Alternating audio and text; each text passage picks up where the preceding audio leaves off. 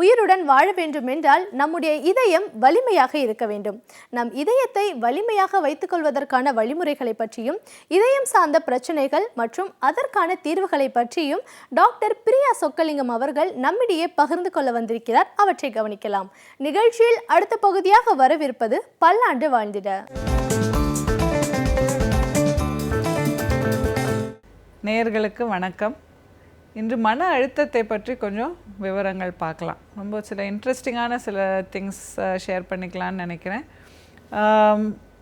இப்போது சமீப காலத்தில் ஒரு பெண்மணி வந்து அவங்க வந்து ஒரு 35 இயர்ஸ்க்குள்ளே இருக்கிற பெண்மணி. அவர்களுக்கு வந்து அதிகமாக உங்களுக்கு ஸ்ட்ரெஸ், அதாவது டென்ஷன் வரக்கூடிய நேரம் எது, ஒரு நாளை எடுத்துக்குங்க, ஒரு ஹோல் டே 24 ஹவர்ஸில் உங்களுக்கு அதிகமாக நீங்கள் ஸ்ட்ரெஸ்ஃபுல்லாக ஃபீல் பண்ணுற தருணம் எது அப்படின்னு கேட்டப்போ அவங்க சொன்னது வந்து காலையில் ஒரு எழுந்து ஒரு 1 to 2 hours ரொம்ப டென்ஷனாக இருப்பேன், பதட்டமாக இருப்பேன் அப்படின்னு சொன்னாங்க. ஏன் அப்படின்னு கேட்டதில் அவங்க சொன்ன விளக்கம் வந்து கணவன், 2 குழந்தைகள், ஸ்கூலுக்கு போகிற குழந்தைகள் இருக்காங்க. ஸோ கணவரையும் வேலைக்கு கிளம்புறதுக்குள்ளேயும் பசங்களையும் ஸ்கூலுக்கு போகிறதுக்குள்ளேயும் ரெடி பண்ணி அவங்களுக்கு டிஃபன் அதையும் சமைத்து கூட கையில் கொண்டு போகிறதுக்கான மதிய உணவும் கொடுத்து, இதெல்லாம் வந்து அவங்க 6 மணிக்கு இல்லை 5:30 மணிக்கு எழுந்து 7:30 இல்லை 7:45 இதெல்லாம் முடிச்சு ஆகணும். ஸோ இது வந்து எனக்கு ரொம்ப ஒரு டென்ஷன் தரக்கூடிய ஒரு தருணமாக இருக்குது. ஸோ வாரத்தில் 5 இல்லை 6 நாட்கள் டெஃபினட்டாக இந்த மாதிரி தான் காலையில் டென்ஷனாக இருக்குது அப்படின்னு சொன்னாங்க. ஸோ இது வந்து நிறைய பெண்மணிகள், நிறைய பேர் எங்ககிட்ட இதை இந்த மாதிரி பகிர்ந்துக்கிறாங்க. ஸோ இது ஒரு யூஷுவல் திங், ஒரு காமன் கம்ப்ளைண்ட்டாக இப்போ நாங்கள் பார்த்துட்டு இருக்கோம். ஸோ மார்னிங் ஹவுஸ் ஒய்ஃப்ஸ் நிறைய ரெஸ்பான்சிபிலிட்டிஸ், கமிட்மெண்ட்ஸ் இருக்கிறப்ப அவங்க அந்த 2 to 3 hours ஒரு பதட்ட நிலையில் முடிக்க வேண்டுமே, இல்லை நான் லேட்டானால் அவங்களுக்கெல்லாம் லேட் ஆகுமே, இல்லை சரியாக செய்யலையா அப்படிங்கிற ஒரு பதட்ட நிலையிலே செஞ்சுட்டு இருக்காங்க. ஸோ அதே நாள் சாயந்தரம் நாங்கள் பார்த்த இன்னொரு 60 வயது பெண்மணி சொன்ன அவங்களுக்கு என்ன ரொம்ப ஸ்ட்ரெஸ்ஃபுல்லாக இருக்குது அப்படின்னு கேட்டப்போ அவங்க சொன்ன விஷயம், அவங்களுடைய 3 குழந்தைகளுமே படித்து வளர்ந்து வேலைக்கு கல்யாணமாகின்னு சொல்லி வெளிநாடு போயாச்சு. ஹஸ்பண்டும் அவங்களும் தான் இருக்காங்க. ஹஸ்பண்ட் இன்னும் ஒரு வேலையில் ஈடுபட்டு தான் இருக்கார். ஸோ இவங்க வந்து பிஸியாக ஒரு லைஃப் ஸ்டைல் பசங்களுக்காக வாழ்ந்துட்ட பிறகு இப்போது தனிமையில் கிட்டத்தட்ட யாருமே இல்லை வீட்டில், எல்லோரும் வேறு ஊருக்கு போயிட்டாங்க இல்லை வெளிநாட்டுக்கு போயிட்டாங்க. ஹஸ்பண்டும் வேலையில் பிஸியாக இருக்கார். இப்போ அவங்களுக்கு செய்யறதுக்கு எதுவும் இல்லை, அதனாலேயே அவங்களுக்கு ரொம்ப ஒரு கவலை வந்து விட்டது, ஒரு டிப்ரெஷன், ஒரு மன அழுத்தம் வந்துடுச்சு அப்படிங்கிறத புரிஞ்சுக்கிட்டோம். ஸோ இப்போ நீங்கள் பார்க்குறதுல ஒரு கம்பேரிசன், ஒரு கான்ட்ராஸ்ட் உங்களுக்கே தெரியும்னு நினைக்கிறேன். ஸோ இதெல்லாம் வந்து நிகழ்வுகள், இந்த நிகழ்வுகள் எல்லாமே நேச்சுரல். அதாவது குழந்தைகள் வளருவதோ, அவர்கள் வெளியே செல்வது, நாம் எல்லா குடும்பத்துலேயும் தான் இதை பார்த்துட்டு இருக்கோம். ஸோ ஆனால் இது வந்து ஏன் ஒரு காஸ் ஆஃப் ஸ்ட்ரெஸ்ஸாக இருக்குது, ஏன் ஒரு டென்ஷனை உண்டு பண்ணுது அப்படிங்கிறத நாம் கொஞ்சம் யோசித்து பார்க்கணும். ஸோ இதுக்கு தான் வந்து ஸ்ட்ரெஸ் அப்படிங்கிறதுக்கு ஒரு முக்கியமான விளக்கம் என்ன அப்படின்னா, வெளியில் நடக்கக்கூடிய விஷயங்களுக்கு நாம் உடல் ரீதியாக மன ரீதியாக எப்படி ரியாக்ட் பண்ணுறோமோ அதை தான் ஸ்ட்ரெஸ் அப்படின்னு சொல்கிறோம். ஸோ இதை வந்து டாக்டர்ஸாலேயோ இல்லை ஹெல்த் கேர் ப்ரொஃபஷனல்ஸ் இவங்க யாராலையுமே ஈஸியாக அசஸ் பண்ணிட முடியாது. உங்களுடைய ஸ்ட்ரெஸ் என்ன லெவல், ஸ்ட்ரெஸ் லெவல் எப்போ அதிகமாக இருக்குது, ஒரு நாளையில் எந்தெந்த தருணங்களில் அதிகமாக நீங்கள் கவலைப்படுறீங்களோ, டென்ஷன் ஆகுறீங்களோ, அந்த விஷயங்கள்லாம் உங்களுக்கு ஆஸ் அன் இண்டிவிஜுவல் நீங்கள் தான் அசஸ் பண்ணி எங்களுக்கு சொல்ல முடியும்.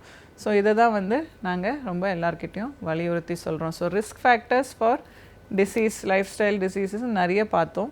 அதில் முக்கியமாக ஈஸியாக அசஸ் பண்ண முடியாது, ஆனால் க்ரானிக்காக இருந்துட்டு மனசுக்குள்ளேயே இருந்துட்டு நிறைய ப்ராப்ளம்ஸ் உண்டு பண்ணக்கூடியது இந்த ஸ்ட்ரெஸ். இது எல்லாருமே நீங்கள் ஒத்துப்பீங்கன்னு நினைக்கிறேன். ஸோ இப்போ எப்படி நீங்கள் உங்கள் ஸ்ட்ரெஸ் லெவல், ஸ்ட்ரெஸ் பாயிண்ட்ஸை புரிஞ்சிக்க முடியும் அப்படின்னு பார்த்தீங்கன்னா, ஒரு நாளைக்கு இப்போ டயட் ஹிஸ்ட்ரி எடுக்கிறோம் இல்லையா, டயட் ஹிஸ்ட்ரியில் ஒரு நாளைக்கு எழுந்ததுலேருந்து என்னென்னலாம் உணவு சாப்பிட்றீங்க அப்படிங்கிறத நாங்கள் கிளியராக கேட்டு தெரிஞ்சுக்கிறோம். என்ன குடிக்கிறீங்க, என்ன மதுபானமோ இல்லை நீ ஹாட் ட்ரிங்க்ஸ் குடிக்கிறீங்களா, இல்லை என்ன மாதிரியான உணவு எடுத்துக்கிறீங்க, பிரேக்ஃபாஸ்ட் எப்படி இருக்குது, லன்ச் எப்படி இருக்குது, இடைவேளையில் என்ன சாப்பிட்றீங்க, டின்னருக்கு என்ன சாப்பிட்றீங்க. ஸோ இந்த மாதிரி டீட்டெயில்ஸ் எல்லாமே எடுத்துட்ட பிறகு தான் அந்த இண்டிவிஜுவலுக்கு ஒரு கரெக்டான ஒரு டயட் அட்வைஸ் கொடுக்க முடியுது. அதே மாதிரி ஸ்ட்ரெஸ் லெவல்ஸ் எப்படி அதிகமாக இருக்கா இல்லையா, உங்களுக்கு நீங்களே ஒரு சார்ட் ஆர் ஒரு டைரி மெயின்டைன் பண்ணிக்கலாம். ஸோ ஜஸ்ட் டு அண்டர்ஸ்டாண்ட் எந்தெந்த தருணங்களில் அதிகமாக நமக்கு ஸ்ட்ரெஸ் இருக்குது. ஸோ இப்போ வேலைக்கு போகிறவங்களா இருந்தால் ஒரு பர்டிகுலர் சுச்சுவேஷன் அவங்களுக்கு அந்த வேலையில் தினமுமே ஒரு பயங்கர ஒரு ஸ்ட்ரெஸ்ஸை உண்டு பண்ணலாம். ஸோ அது உங்கள் பாஸாக இருக்கலாம், இல்லை உங்கள் கூட வேலை செய்கிறவங்களா இருக்கலாம், அது உங்களுக்கு தான் கரெக்டாக தெரியும். ஸோ அதை நீங்கள் உணர்ந்து விட்டீர்கள் அப்படின்னா ஸோ அதுக்கு என்னென்ன சில சின்ன சின்ன மாற்றங்கள் செய்ய முடியும் அப்படிங்கிறத நாங்கள் உங்களுக்கு கைட்லைன்ஸ் ஒரு அட்வைஸாக கொடுக்கலாம். இல்லை நீங்களே யோசித்து ஆலோசித்து இல்லை உங்கள் நெருங்கிய நண்பர்களோடையோ ஃபேமிலி மெம்பர்ஸ் கூடயோ பேசி இதற்கு ஒரு தீர்வு காண நல்ல ஒரு வழியாக அமைந்துவிடும். ஸோ அதை முதல் புரிஞ்சுக்கிறது ஒரு ஃபஸ்ட்டு ஸ்டெப். ஸ்ட்ரெஸ் பாயிண்ட்ஸ், நம்மளுக்கு ஒரு நாளில் என்னென்னலாம் ஸ்ட்ரெஸ் பாயிண்ட்ஸு, திடீர்னு வரக்கூடிய ஸ்ட்ரெஸ், அன்எக்ஸ்பெக்டட் ஸ்ட்ரெஸ் ஃபேக்டர்ஸ்னு சிலது இருக்கும். அதுக்கு நம்ம ஓரளவுக்கு தான் முன்னேற்பாடுகள் செய்ய முடியும், இல்லை எதிர்பார்ப்புகளோடு இருக்க முடியும். ஆனால் திடீர் அப்படின்ற வர ஸ்ட்ரெஸ் ரொம்ப ரேர் தான். ஆன் டெய்லி பேசிஸ் ரிப்பீட்டடாக இந்த விஷயங்கள்னால தான் நமக்கு நிறைய ஸ்ட்ரெஸ் வந்துட்டு இருக்குது. ஸோ வேலைக்கு போகிற சமயத்தில் ஒரு டிராஃபிக் ஜாம், இது நிறைய பேர் இப்போது சிட்டிஸில் இருக்கிறவங்க உலகம் முழுவதுமே இப்போது டிராஃபிக் ஒரு பெரிய ப்ராப்ளம் ஆகிடுச்சு. ஸோ இப்போ இந்த டிராஃபிக் ஜாம் அப்படிங்கிறது நம்ம கொஞ்சம் ப்ரிப்பரேஷன் டைம், அதுக்கு முன்னேற்பாடுகள் செஞ்சுக்கிட்டோன்னா ஓரளவுக்கு அது நமக்கு ஒரு ஸ்ட்ரெஸ் ஃபேக்டராக இல்லாமல் இருக்கலாம். ஸோ இப்போ இந்த காலையில் சமயத்தில் பயங்கரமாக ஸ்ட்ரெஸ் ஆகி பதட்டமாகி இதை பண்ணி அதை பண்ணி ரொம்ப ஒரு பரபரப்பாக இல்லாமல் இருக்கிறதுக்கு என்ன பண்ண முடியும் அப்படின்னா கொஞ்சம் டைம் மேனேஜ்மெண்ட் முக்கியமாகிடுது இதில். ஸோ முந்தைய நாட்களிலோ 2 நாட்கள் 1 நாள் முன்னாடியோ ஓரளவுக்கு பிளான் பண்ணி வச்சுக்கிறது. அந்த வீக்குக்கு சம் பீப்புள் வீக்குக்காகவே ஒரு வாரத்திற்கும் பிளான் பண்ணிடுறாங்க. ஸோ அந்த பிளானிங், ஸோ இதுதான் செய்ய போகிறோம், இந்த எக்ஸ்பெக்டேஷன்ஸை கரெக்டாக செட் பண்ணுறது. ஸோ சின்ன குழந்தைகளாக இருந்தாலுமே 4-5 வயதிலிருந்து அவர்களே தயாராகி ஒரு நல்ல ஒரு செல்ஃப் ரெஸ்பான்சிபிலிட்டி எடுத்துக்கிட்டு செய்யக்கூடிய ஒரு நிலைமை தான் இப்போது எல்லாருமே விரும்புகிறோம். ஸோ அதை நாம் ஊக்குவிக்கணும், என்கரேஜ் பண்ணணும். ஸோ குழந்தைகளுடைய ரெஸ்பான்சிபிலிட்டி அவங்க எடுத்துக்கிறது. டெஃபினட்டாக உங்களுடைய பிளானிங் ஏதோ சமையல் செய்கிறதுக்கான பிளானிங்கோ, காய்கறிகள் கட் பண்ணி வைக்கிறதா இருக்கலாம், இல்லை முன்கூட்டியே சில ஏற்பாடுகள், ஏதாவது சாமான் கழுவி வைக்கிறதா இருக்கலாம். எது நீங்கள் பிளான் பண்ணி வைக்க முடியுமோ முந்தின நாளே பிளான் பண்ணி வச்சிட்டிங்கன்னா காலையில் எழுந்தவுட நல்ல ஒரு ரிலாக்ஸ்டாக அதை ப்ரிப்பேர் பண்ணி நீங்கள் கொடுக்கும்போது டெஃபினட்டாக அது உங்களுக்குமே ஒரு என்ஜாய்மெண்ட்டாக இருக்கும். ஃபேமிலி மெம்பர்ஸும் கிளம்பும்பொழுது இல்லை அவங்க வெளியே செல்லும்பொழுது நல்ல ஒரு பாசிட்டிவ் மைண்ட் செட்டோடு போகிறது டெஃபினட்டாக இருக்கும். ஸோ இது ஒரு சின்ன ஸ்டெப் தான். அதே மாதிரி mentally preparing for the events. So இப்போது நான் சொன்ன மாதிரி இன்னொரு பெண்மணிக்கு அவர்கள் தனியாக இருப்பது, கூடவே இருந்த பசங்கள்லாம் இப்போ வளர்ந்துட்டாங்களே போயிட்டாங்களே அப்படிங்கிறது ஒரு பெரிய ஒரு கவலையாக இருக்கிறது. அவங்க எப்படி அவாய்ட் பண்ணலாம் அப்படின்னு சொன்னால் அப்படி கேட்டிங்கன்னா முதலையே மைண்டை ப்ரிப்பேர் பண்ணிக்கிறது. ஸோ குழந்தைகள் வளர போகிறாங்க, படிக்கிறதுக்கு இல்லை அவங்க இண்டிபெண்ட்டாக தான் இருக்க போகிறாங்க, அதுக்கு முன்கூட்டியே எப்படி ப்ரிப்பேர். ஸோ முதலையே சின்ன வயதுலேருந்தே அவர்களுக்கு அந்த ரெஸ்பான்சிபிலிட்டியை கொடுத்துருந்தீங்கன்னா உங்களுடைய அந்த டிட்டாச்ட் அட்டாச்மெண்ட் டெஃபினட்டாக உங்களுக்கும் ஹெல்ப்ஃபுல்லாக இருக்கும், அந்த குழந்தைகளும் வளர வளர அவங்களுக்கும் ஹெல்ப்ஃபுல்லாக இருக்கும். ஸோ இது நாம் அன்றாடம் பார்க்கக்கூடிய ஒரு முக்கியமான எப்படி கையாள வேண்டும் நம்மளுடைய ஸ்ட்ரெஸ் அப்படிங்கிறதுக்கான சில இன்ஸ்டன்சஸ், சில டிப்ஸ்.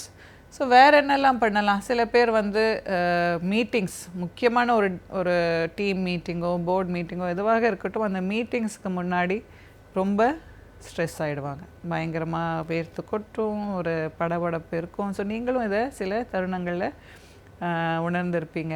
ஸோ இதில் முக்கியமாக ஸ்ட்ரெஸ் அப்படிங்கிறது நம்மளுடைய பாடியோடைய ஆக்சுவல் ரியாக்ஷன். ஸோ ஸ்ட்ரெஸ்ஸை குற்றம் சொல்கிறதோ அதை ப்ளேம் பண்ணுறதோ டெஃபினட்டாக நல்லது கிடையாது. ஸோ அதுக்கு முன்னாடியே நீங்கள் அந்த மீட்டிங்க்கு முன்னாடி ஒரு 5-10 மினிட்ஸ்க்கு முன்னாடி லாஸ்ட் மினிட் வரைக்கும் ப்ரிப்பரேஷன் டைம் வச்சுக்காமல் ஒரு 15 மினிட்ஸ் கேப் அந்த மீட்டிங்க்கு முன்னாடி நீங்கள் கொடுத்துட்டிங்கன்னா அந்த 15 மினிட்ஸில் உங்கள் தாட்ஸை கலெக்ட் பண்ணிட்டு இதெல்லாம் தான் டிஸ்கஸ் பண்ண போகிறோம், இந்த மாதிரியான சில விஷயங்கள் ஏற்பட்டால் எப்படி அதை ஹேண்டில் பண்ணணும். ஸோ இப்படி நம்ம கொஞ்சம் ப்ரிப்ரேஷன் டைம் ப்ளஸ் கொஞ்சம் காம் டைம் கொடுத்துட்டு அந்த ஈவெண்ட்டில் என்ட்ரு பண்ணும்போது டெஃபினட்டாக அது ஒரு stress free smooth and relaxed சுச்சுவேஷனாக மாற நிறைய வாய்ப்புகள் உண்டு. எழுத்தாளர் மனுஷபுத்திரன் அவர்கள் ஒவ்வொரு நாளுமே ஒவ்வொரு சமூக பிரச்சனையை நம் கண்முன் வைத்து அவற்றை நாம் எப்படி எதிர்கொள்ள வேண்டும் என்பதை பற்றியும் நம்மிடையே பேசி வருகிறார். அந்த வகையில் இன்றைக்கு எந்த சமூக பிரச்சனையை நம் கண்முன் கொண்டு வந்திருக்கிறார் என்பதை கவனிக்கலாம். நிகழ்ச்சியில் அடுத்த பகுதியாக வரவிருப்பது தீதும் நன்றும்.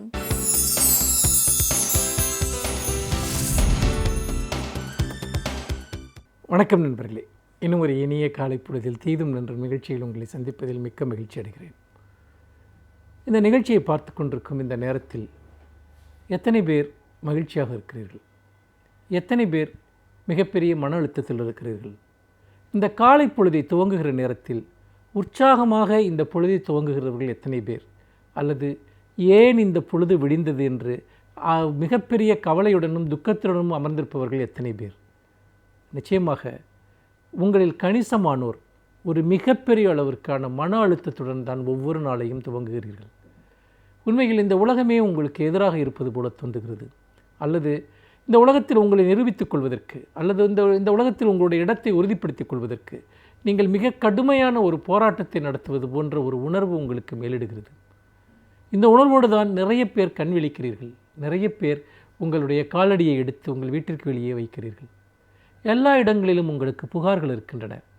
அது நீங்கள் பணி செய்கிற இடமாக இருக்கலாம், அல்லது நீங்கள் கல்வி பயில்கிற இடமாக இருக்கலாம், அல்லது உங்கள் சொந்த வீடாக இருக்கலாம், சொந்த உறவுகளாக இருக்கலாம், நண்பர்களாக இருக்கலாம், அல்லது இந்த சமூகமாக இருக்கலாம். எல்லாவற்றின் மீது மிக கடுமையான அதிருப்தியும் புகார்களும் வெறுப்பும் உங்களுடைய மனதில் மண்டி இருக்கிறது. நிறைய நேரங்களில் இந்த உலகத்திடமிருந்து நாம் விலகி இருக்கலாம், இந்த உலகத்தோடு நாம் எந்த தொடர்பும் இல்லாமல் இருக்கலாம் என்கிற உணர்வு தான் உங்களுக்கு மேலிடுகிறது. இது உண்மையிலேயே மன அழுத்தத்தினுடைய டிப்ரெஷன் என்று சொல்லக்கூடிய மன அழுத்தத்தினுடைய உச்சக்கட்ட வடிவம் என்று உளவியலாளர்கள் கூறுகிறார்கள். அதாவது எல்லாவற்றையும் கருப்பாகவோ வெள்ளையாகவோ பார்ப்பது. நீங்கள் ஒரு கருப்பு கண்ணாடியை அணிந்து கொண்டு பார்த்தால் இந்த உலகமே உங்களுக்கு கருப்பாகி விடுகிறது. ஒரு பச்சை கண்ணாடியை அணிந்து கொண்டு பார்த்தால் இந்த உலகமே உங்களுக்கு பச்சையாக தெரிகிறது. ஒரு மஞ்சள் கண்ணாடியை அணிந்து கொண்டு பார்த்தால் உங்கள் உலகம் மஞ்சளாக தெரிகிறது. டிப்ரெஷன் என்பது ஒரு கண்ணாடி என்று உளவியலாளர்கள் குறிப்பிடுகிறார்கள். அதாவது ஒரு குறிப்பிட்ட விதமாக உங்களை இந்த உலகத்தை அது பார்க்க செய்கிறது. சிலர் மிகவும் அதீதமான உற்சாகத்தில் இருப்பார்கள். மிகப்பெரிய அளவுக்கு உற்சாகம் குறையாமல் இருந்து கொண்டே இருப்பார்கள். அவர்களுக்கு இந்த உலகத்தினுடைய வேறு எந்த விஷயத்தை பற்றியும் எந்த கவலையும் இருக்காது. நீங்கள் அணிந்திருக்கக்கூடிய அந்த 3D அந்த கண்ணாடி அது உங்களை அதில் அருகில் வருவது போன்ற ஒரு தோற்றத்தை ஏற்படுத்தும். நீங்கள் அதை நம்ப ஆரம்பித்து விட்டால் என்ன ஆவது? அப்படித்தான் மன அழுத்தம் என்பது எல்லாவற்றையும் 3 பரிமாணங்களாக, 4 பரிமாணங்களாக, 5 பரிமாணங்களாக உங்கள் முன்னால் காட்டுகிறது. அது ஒரு மாயத் தோற்றம் என்பதை நீங்கள் அறிவதில்லை. மாறாக அதன் அடிப்படையில் நீங்கள் செயல்பட ஆரம்பித்து விடுகிறீர்கள். திடீரென ஒருவர் தன்னுடைய வீட்டிலோ அல்லது வீட்டிற்கு வெளியே இருக்கக்கூடிய இடங்களிலோ ஒரு சிறிய பிரச்சனைக்காக ஒரு மிகப்பெரிய ஒரு மோதலை ஏற்படுத்துகிறவர்கள் எல்லாம் நான் பார்த்திருக்கிறேன். பிறகு அதற்கான விலையை அவர்கள் வாழ்நாள் முழுக்க கொடுத்து கொண்டிருப்பார்கள். அதாவது ஏதாவது ஒரு இடத்தில் ஒரு சின்ன பிரச்சனைக்காக பெரிய ஒரு சண்டைகளை அவர்கள் போடுவதை பார்த்திருக்கிறேன். அல்லது மோசமான வார்த்தை பிரயோகங்களில் ஈடுபடுவதை நான் பார்த்திருக்கிறேன். அப்படி ஏன் நாமே கூட பல சமயங்களில் அப்படித்தான் நாம் நடந்திருக்கிறோம். நானே கூட பல சமயங்களில் அப்படி நடந்த சந்தர்ப்பங்கள் உண்டு. இப்பொழுதெல்லாம் அதை நான் நினைத்து பார்க்கிற போது அந்த சமயத்தில் அந்த பிரச்சனை அல்ல காரணம். எனக்குள் இருக்கக்கூடிய அந்த மன அழுத்தம், அந்த டிப்ரெஷன், அந்த இருட்டு, அந்த மாய கண்ணாடி, அதுதான் என்னை அத்தகைய ஒரு நிலைக்கு இட்டு சென்றிருக்கிறது என்பதை நான் உணர்ந்திருக்கிறேன். உங்களில் பலருக்கும் கூட அந்த அனுபவம் தினம் தினம் நடந்து கொண்டிருக்கலாம். ஆகவே உங்களுடைய செயல் ஒவ்வொன்றிலும் அது நீங்கள் தான் செயல்படுகிறீர்களா அல்லது உங்களுக்குள் இருக்கக்கூடிய மன அழுத்தம் என்கிற அந்த அரக்கன் செயல்படுகிறானா என்பதை நீங்கள் சிந்தித்து பார்க்க வேண்டும். ஏனென்று கேட்டால் அந்த மன அழுத்தம் என்கிற ஒரு அரக்கன் உங்களை எந்த இடத்திற்கு வேண்டுமானாலும் ஒரு அபாயமான இடங்களுக்கு கொண்டு செலுத்திவிடக்கூடும். மிக மிக மோசமான பிரச்சனைகளுக்குள் கொண்டு போய் விட்டுவிட முடியும். நிறைய நேரங்களில் நாம் மிக சுலபமாக தீர்த்து கொள்ளக்கூடிய பிரச்சனைகளை எல்லாம் மிகவும் சிக்கலாக்கி இருக்கிறோம். அல்லது நாம் அதிகமாக எதிர்வினையாற்றியிருக்க தேவையில்லாத பிரச்சனைகளை எல்லாம் கடுமையாக எதிர்வினையாற்றி இருக்கிறோம். இந்த சூழ்நிலையில் தான் நாம் சிகிச்சை அளித்துக் கொள்ளக்கூடியவர்களாக இருக்க வேண்டும். நாம் முதலில் நமக்கு ஒரு மன அழுத்தம் இருக்கிறது என்பதை நாம் ஒத்துக்கொள்ள வேண்டும். பிறகு அதற்கான இடங்களை நாம் தேடி போக வேண்டும். பல்வேறு விதமான அத்தகைய மன அழுத்தத்தை போக்குவதற்கான பல்வேறு விதமான அறிவியல் பூர்வமான வழிமுறைகள் இன்றைக்கு வந்துவிட்டன. பல்வேறு விதமான மனப்பயிற்சிகள், உடல் பயிற்சிகள், கவனத்தை மாற்றக்கூடிய விஷயங்கள் வந்துவிட்டன. நாம் முதலில் பேச வேண்டும். ஒரு மனிதன் மீது நமக்கு வெறுப்பு ஏற்படுகிறது என்று சொன்னால் இந்த வெறுப்பு உண்மைதானா என்பதை நாம் பேச வேண்டும். அந்த வெறுப்பு நம்முடைய கற்பனையா, உண்மையிலேயே அந்த மனிதன் அப்படித்தான் இருக்கிறானா என்பதை நாம் சிந்தித்து பார்க்க வேண்டும்.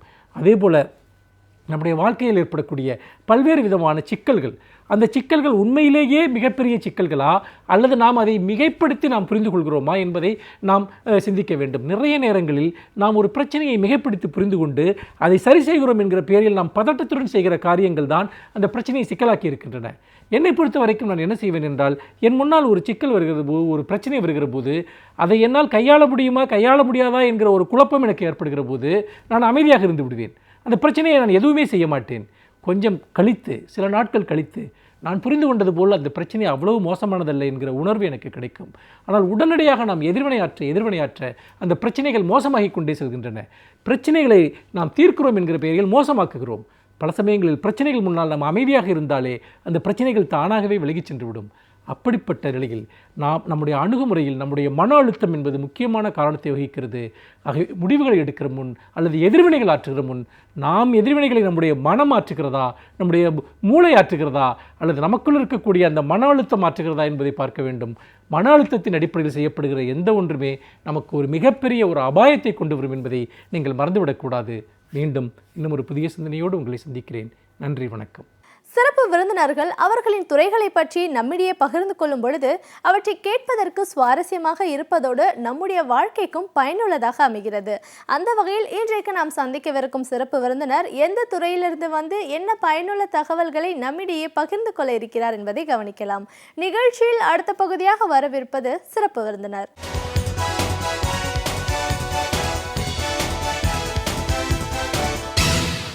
வணக்கம் நேயர்களே, விடியலை வா நிகழ்ச்சியின் சிறப்பு விருந்தினருக்கான நேரம் இது. இன்றைய சிறப்பு விருந்தினர் கவிஞர் கிருஷ்ணன். ஒரு கவிஞராக கிட்டத்தட்ட 20 ஆண்டு காலம் பல கவிதைகள் இவர் எழுதியிருக்கார். இவர் பார்க்குற பணிகள் வேறு நிலையில் இருந்தாலும் கவிதைகள், எழுத்துக்கள் மேல் இருக்கிற ஆர்வம் காரணமாக அவரோட படைப்புகள் எப்படி உருவானதுன்னு நாம் அவர்கிட்ட கேட்டு தெரிஞ்சுக்கலாம். வணக்கம் சார். ஒரு கவிஞராக முதல்ல எங்கள் நிகழ்ச்சிக்கு உங்களை நாங்கள் வரவேற்கிறோம் சார். கவிஞர் அப்படின்னு சொல்லும்போது அடிப்படையில் நீங்கள் ஒரு மருத்துவ கம்பெனியில், மருந்தகத்தில் வேலை பார்த்துட்டு இருக்கீங்க. அந்த வேலை பார்த்துட்டே உங்களுக்கான ஒரு ஈடுபாடின் காரணமாக, கவிதைகள் மேலே இருக்கிற ஈடுபாடு காரணமாக கவிதைகள் எழுத ஆரம்பிச்சிங்க. கிட்டத்தட்ட 20 ஆண்டு காலம் இந்த பயணத்தை தொடர்ந்து செஞ்சிட்ருக்கீங்க. அப்படின்போது கவிதைகள் அப்படிங்கிறது உங்களுக்கு எப்படி ஒரு ஆர்வம் ஏற்பட்டுச்சு? அந்த முதல் படைப்பு உருவான விதம், இன்றைக்கும் வந்து திரைப்படத்திற்கு பாடல்கள் எழுதணும் அப்படின்ற ஒரு ஆசையோடு தான் உங்களோட பயணத்தை தொடர்ந்து வந்துட்டுருக்கீங்க போது, இப்போ நீங்கள் வியந்து பார்த்த கவிஞர்கள், உங்களுடைய எதிர்கால திட்டம் என்னவா இருக்குது, இப்படி பல விஷயங்களை எங்கள் நேர்களோட இன்னைக்கு நீங்கள் முழுமையாக பகிர்ந்துக்கணும் சார். முதல்ல நீங்கள் ஒரு கவிஞராக உருவான விதம் பற்றி சொல்லுங்கள் சார். நான் வந்து 1990 +2 முடித்தேன். +2 முடித்தேன். அதுக்கு முன்னாடியே கவிஞர் கண்ணதாசனுடைய படைப்புகள்லாம் எனக்கு ரொம்ப ஆர்வம். அவங்கள பார்க்கணும், பேசணும் இப்படிங்கிற ஆர்வம்லாம் நிறைய இருந்தது. +2 முடித்த உடனே மெட்ராஸ் வந்தேன். அந்த வாக்கில் அந்தமான் போயிட்டேன். சந்தர்ப்ப சூழ்நிலை, எங்கள் அக்கா, அவங்க குடும்பமெல்லாம் அந்தமானில் இருக்காங்க. இன்றைக்கி அந்தமானில் இருக்காங்க. அங்கே போய் 5 வருஷம் ஏதாவது வேலையெல்லாம் ட்ரை பண்ணேன். ஆனால் அது ஒன்றும் சரியாக வரல. 1995 எங்கள் அம்மா இறந்து போயிட்டாங்க. அப்போது வந்து இப்போ இந்த மாதிரி செல்ஃபோன் வசதிகள்லாம் இல்லை, தொடர்பு கொள்ள முடியாத சூழ்நிலை. அந்த சூழ்நிலையில் அங்கேருந்து இனிமேல் அம்மா இறந்ததுக்கு 10 நாளுக்கு அப்புறம் தான் நான் வந்து பார்க்க முடிஞ்சு. எங்கள் அம்மாவுக்கு நான் தான் மூத்த மகன். எந்த ஒரு இதுவும் என்னுடைய தம்பி தான் எல்லாமே செஞ்சான்.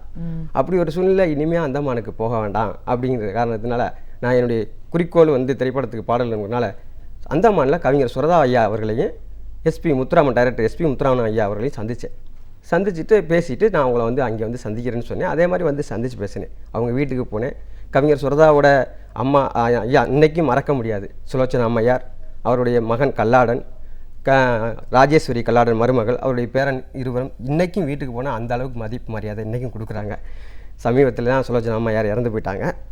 அப்படிப்பட்ட சூழ்நிலையில் நான் வந்து அப்போவே அந்த ஆர்வத்தினால இங்கே மெட்ராஸ் வந்தேன். அப்போ ஐயா கவிஞர் நம்ம எஸ்பி முத்துராமன் ஐயா அவர்களை சந்தித்த போது அப்போ பெப்சி பிரச்சனை இருந்துச்சு. அப்போ நான் வீட்டில் போய் சந்தித்து பேசினேன். அந்தமானந்து வந்து சொன்னோடனே அவங்க மருமகள் தான் வந்து காப்பி கொடுத்தாங்க. நல்லா பேசினோம்.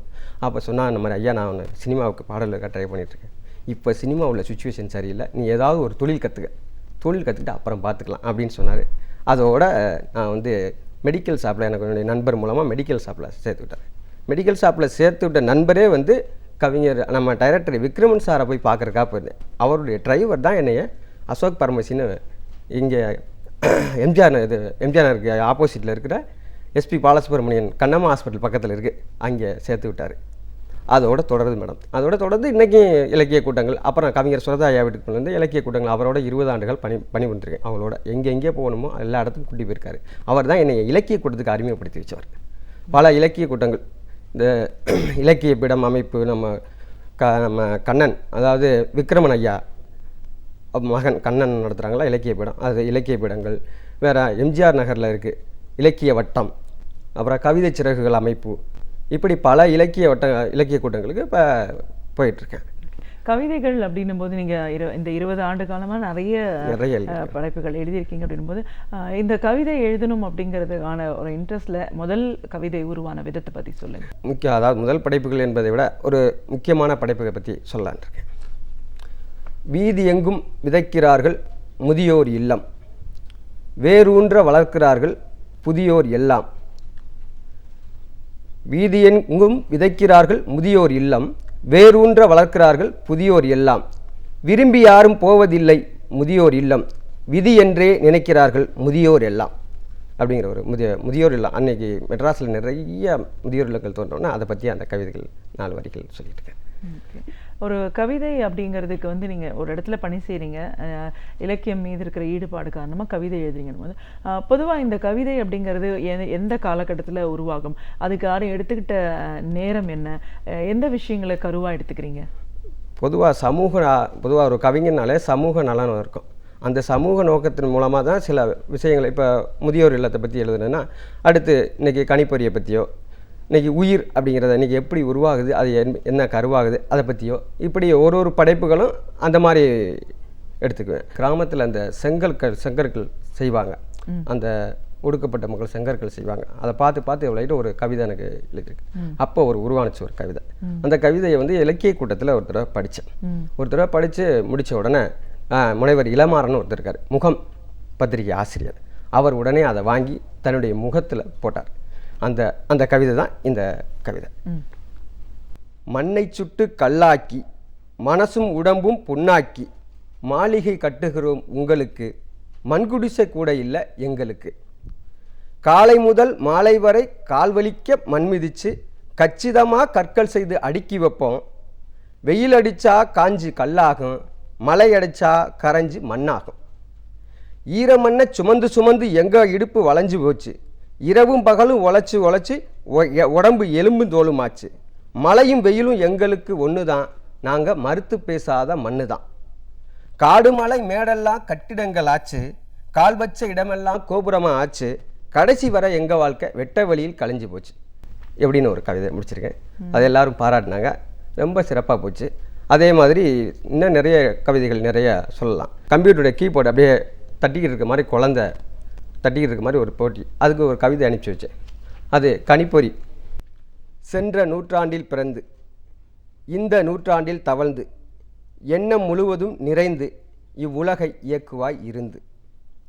கணிப்பொறியே நீ கைதொட்டு விளையாடும் பொம்மை, இனி புவியை எளிதில் வெல்வது உண்மை. கணிப்பொறியால் உலகை கையளவில் சுருக்கியது மெய்யே, கடுகளாய் சுருக்கட்டும் உன் கையே. தனிப்பெரும்புகழ்தான் உன்னாலே தமிழருக்கு வர வேண்டும் தன்னாலே. அப்படிங்கிற கணிப்பொறி கவிதையை பற்றி எழுதி அனுப்பியிருந்தேன் தினமணி கதிர் போட்டிக்கு. அது தொடர்ந்து அதை போட்டிக்கு தேர்ந்தெடுக்கலையா அது மாதிரி தெரியல. அதன் பிறகு ஒரு கவிதை தன்னம்பிக்கைன்னு எனக்கு எல்லாருக்குமே தன்னம்பிக்கை இருக்குது, நம்பிக்கை இருக்குது. அதை தன்னம்பிக்கையாக மாற்றுறது தான் ஒரு பெரிய விஷயம். அதில் நேர்மறை எண்ணங்களை மாற்றுறது, எதிர்மறை எண்ணங்களை எவ்வளோதான் தோன்றினா கூட அதை நேர்மறை எண்ணங்களை நம்ம மாற்ற முடியும் அப்படிங்கிற ஒரு கவிதையை பற்றி தான் தன்னம்பிக்கை. முடியும் என்றே தொடங்கு, முழு முயற்சியோடு இறங்கு, முடிந்த வரையில் தொடர்ந்து இயங்கு, முடிவில் பலனோ முழு மடங்கு. முடிந்தால் தானே தெரியும் உனக்கு, விடிந்தால் தானே தெரியும் கிழக்கு. எதுவும் இல்லை இழுக்கு என்ற எண்ணத்திற்கு உன்னை பழக்கு. தேவையில்லாத கனவு, தெளிவில்லாத முடிவு தேய்மானத்தை தரலாம். தயக்கம் தருவதுதான் மயக்கம், மயக்கம் தருவதுதான் குழப்பம், குழப்பம் குறிக்கோளை சீர்குலைக்கும். எண்ணங்களை ஒன்றாக்கி இயக்கங்களை நன்றாக்கி தயக்கத்தை தகர்த்தெறிந்து மயக்கம் என்ற சொல்லை மனதை விட்டு அகற்றினால் வியக்க வைக்கும் முன்னேற்றம் விரைவில் வந்து சேரும் அப்படிங்கிற தன்னம்பிக்கையை பற்றி ஒரு அழகான கவிதையில். அடுத்து இன்பமும் துன்பமும் அப்படிங்கிற தலைப்பில், ஏன்னா நான் என் வாழ்க்கையில் நிறைய துன்பங்களை நிறைய சந்திச்சிருக்கேன். ஏன்னா எங்கள் அம்மா கிட்டத்தட்ட எனக்கு 22 வயசில் எங்கள் அம்மா இறந்து போயிட்டாங்க. அப்படிப்பட்ட சூழ்நிலையில் நான் அந்தம்மாலேருந்து வந்தேன்னு ஏற்கனவே சொல்லியிருக்கேன்னா, அந்த சூழ்நிலையில் இங்கே வந்து அந்த இன்பம் எவ்வளோ இன்பம், கல்யாணம் ஆகி கிட்டத்தட்ட 16 வருஷம் ஆகிப்போச்சு. 2000 கல்யாணம் ஆனேன். அந்த 2000 கல்யாணத்துக்கு கூட 2000 யாரும் கல்யாணம் பண்ணாதீங்க அப்படிங்கிற ஒரு இதெல்லாம் சொன்னாங்க. நான் அதையும் எதிர்ப்பா மீறி என்ன தான் நடக்குது அப்படின்னு சொல்லிட்டு 2000 கல்யாணம் பண்ணேன். அப்போ அதுலேருந்து நிறைய இன்ப துன்பங்களை சந்திச்சிருக்கேன். அந்த இன்ப துன்பத்தை பற்றி ஒரு கவிதை. அழுவதில் தொடங்கும் மனிதனின் வாழ்க்கை சிரிப்பதனாலே சிறக்கிறது. அழுவதும் சிரிப்பதும் அவரவர் வாழ்க்கையில் அன்றாடம் நடக்கிறது. எளியவர் என்ன வலியவர் என்ன இருவரின் வாழ்விலும் இருக்கிறது.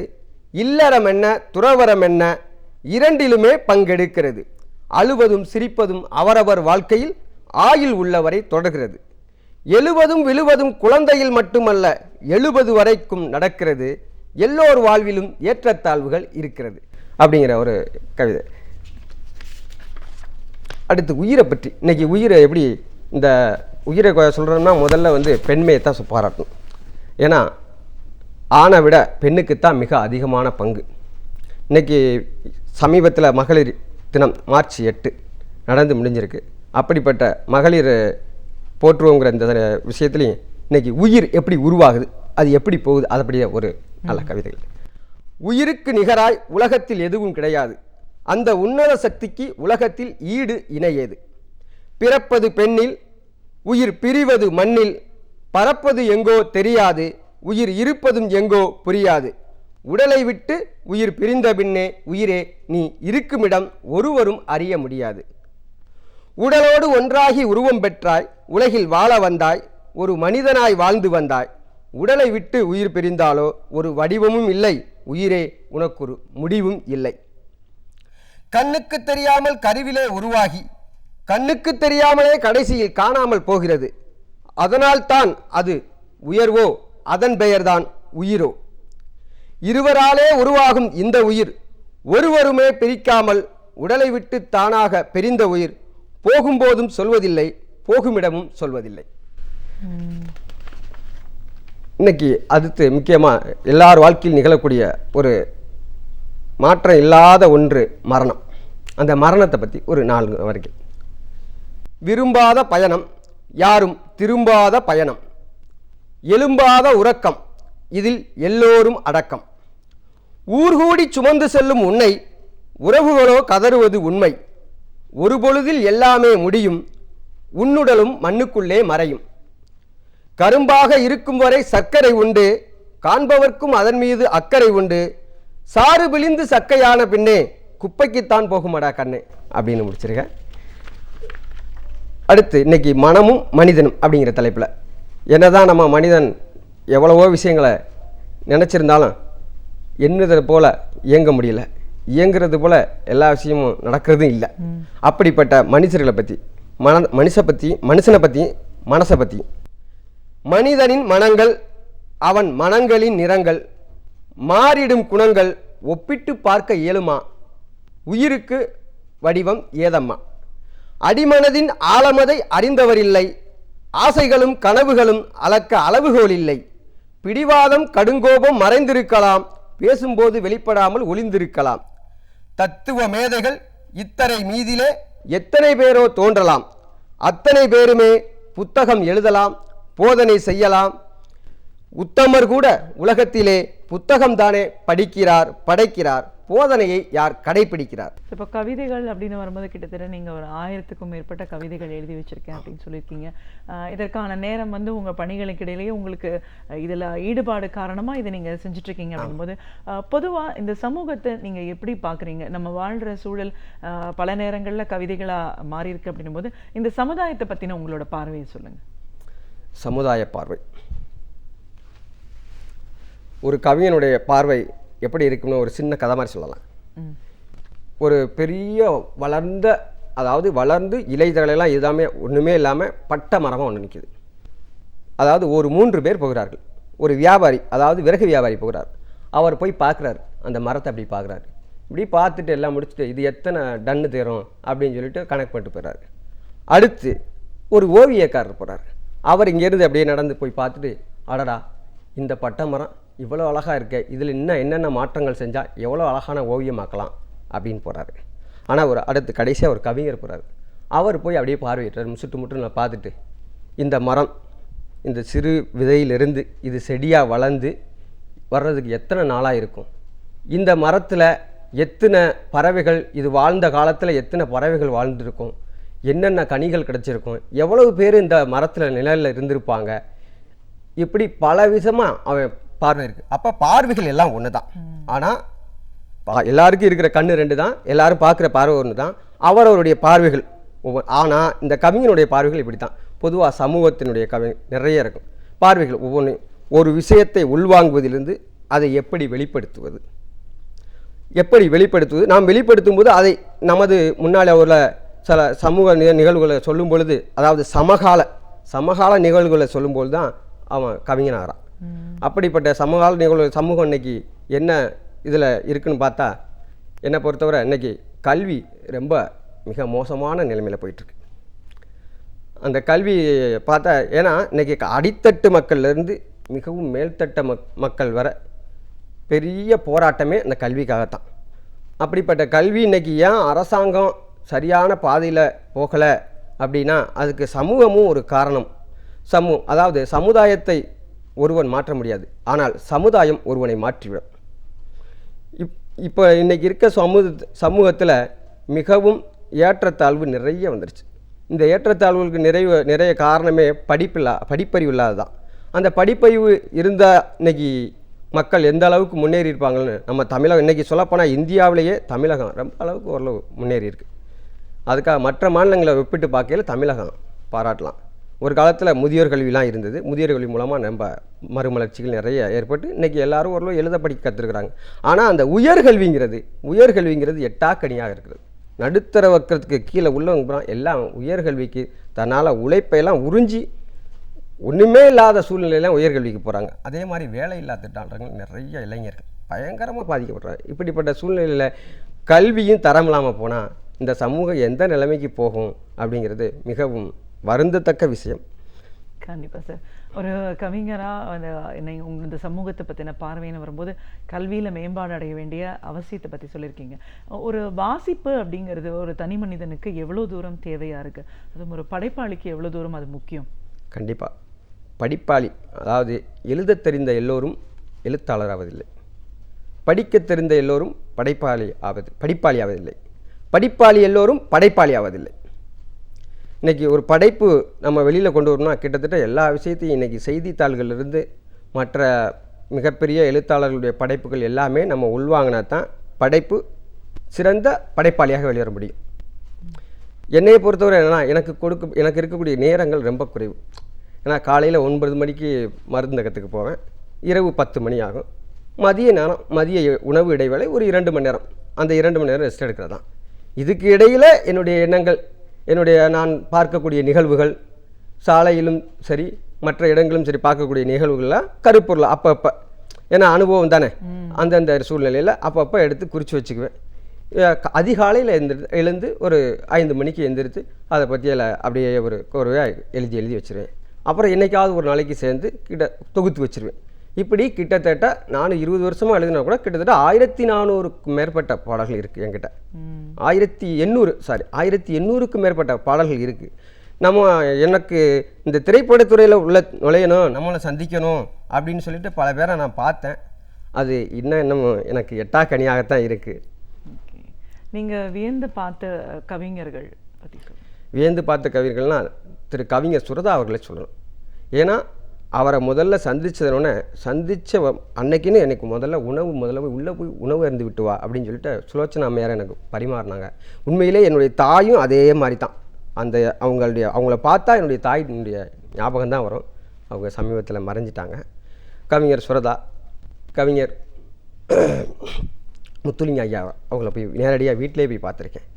கவிஞர் மேத்தா அவர்களை போய் கல்லூரியிலே சந்தித்து அவங்களோட பேசியிருக்கிறேன். அவங்க வீட்டுக்கெலாம் போயிருக்கிறேன். அவர்களும் சொன்னார்கள். அவர்களிடமும் நான் கேட்டது எல்லாம் தான் திரைப்படத்துக்கு. ஏன்னா எனக்கு திரைப்படத்துறைக்குள்ளே போகிறதுக்கு எப்படி வழின்னு தெரியாமே நான் பல நேரங்களில் தடுமாறி இருக்கேன். அதனால் அவரும் சில ஆலோசனைகளை சொல்லுவார்.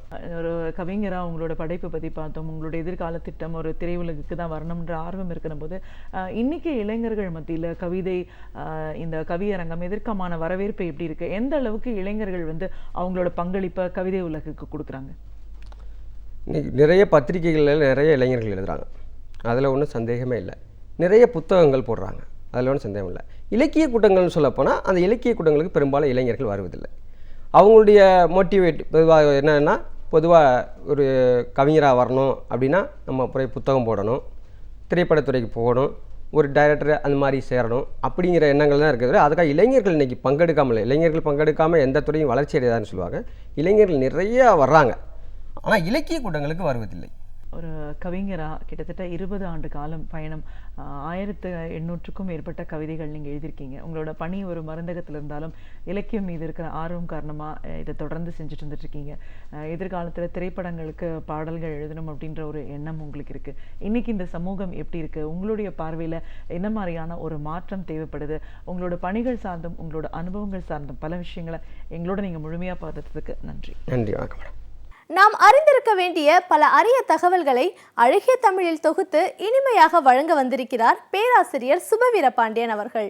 நிகழ்ச்சியில் அடுத்த பகுதியாக வரவிருப்பது ஒன்றே சொல் நன்றே சொல்.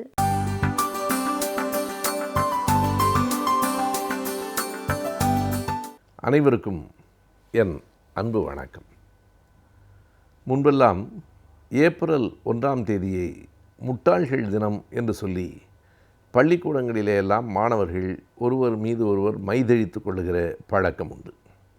இன்றைக்கு அது ஏறத்தாழ முற்றிலுமாகவே நின்று போய்விட்டது என்று நாம் கருதலாம்.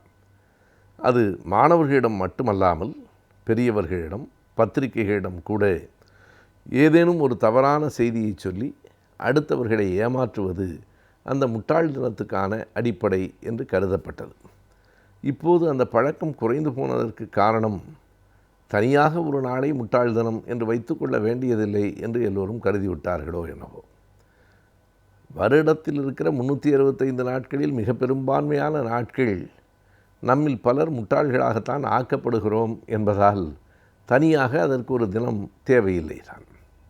இந்த முட்டாள் தினம் என்பது எப்படி வந்தது, எதற்காக வந்தது என்கிற அந்த செய்திகளெல்லாம் மிகுந்த முக்கியத்துவம் வாய்ந்தவை இல்லை. ஆனால் ஒருவரை ஒருவர் ஏமாற்றிக் கொள்வதும் அதன் மூலம் சிரித்து மகிழ்வதுமான ஒரு பழக்கம் எப்படியோ இந்த நாட்டுக்குள் இருந்தது. எதனை நாம் அறிந்து கொள்ளவில்லை என்றால், எப்படி அந்த முட்டாள் தினம் உருவாயிற்று என்பதை விட முட்டாள்கள் என்றால் யார், ஏன் மக்களில் குறிப்பிட்டவர்கள் அல்லது பெரும்பான்மையானவர்கள் முட்டாள்களாக ஆக்கப்படுகிறோம் அல்லது முட்டாள்களாக இருக்கிறோம், முட்டாள்தனத்திலிருந்து வெளியேறுவது எப்படி என்பன போன்ற சிந்தனைகளை இந்த நாளில் நாம் நினைத்து பார்ப்பது பொருத்தமாக இருக்கலாம். யார் ஒருவரும் 100க்கு 100 அறிவாளியாகவும் இருக்க முடியாது, 100க்கு 100 முட்டாளாகவும் இருக்க முடியாது. அறிவும் அறியாமையும் கலந்தே தான் கிடக்கும். அதனுடைய அளவுகளிலே தான் ஒருவருக்கொருவர் மாறுபாடு ஏற்படுகிறதே தவிர, ஆங்கிலத்தில் சொல்லுவார்கள் everything is a question of degree என்று சொல்லுவார்கள். எல்லாமே எந்த அளவில் இருக்கிறது என்பதை பொறுத்து தான் ஒருவன் 100க்கு 100 நல்லவன், 100க்கு 100 கெட்டவன் என்பதெல்லாம் கதைகளில், திரைப்படங்களில் மட்டும்தான் அப்படி வர முடியும். நடைமுறை வாழ்க்கையில் ஒருவன் நல்லவனாகவும் கெட்டவனாகவும் இருப்பான், அறிவாளியாகவும் முட்டாளாகவும் இருப்பான். அதிலே எந்த அளவுக்கு அறிவு இருக்கிறது, எந்த அளவுக்கு அறியாமை கலந்திருக்கிறது என்பதை பொறுத்து அவனை நாம் அறிவாளி என்றும் முட்டாள் என்றும் அழைக்கிறோமே தவிர, அதுவும் கூட நாம் வைத்திருக்கிற அளவுகோலில் அளந்து சொல்லுகிறோம். நாம் வைத்திருக்கிற அளவுகோலே சரியானதா என்று சொல்ல முடியாது. ஒருவனை அறிவாளியா முட்டாளா என்று அளந்து பார்ப்பதற்கு ஒவ்வொருவரிடமும் ஒரு அளவுகோல் இருக்கிறது.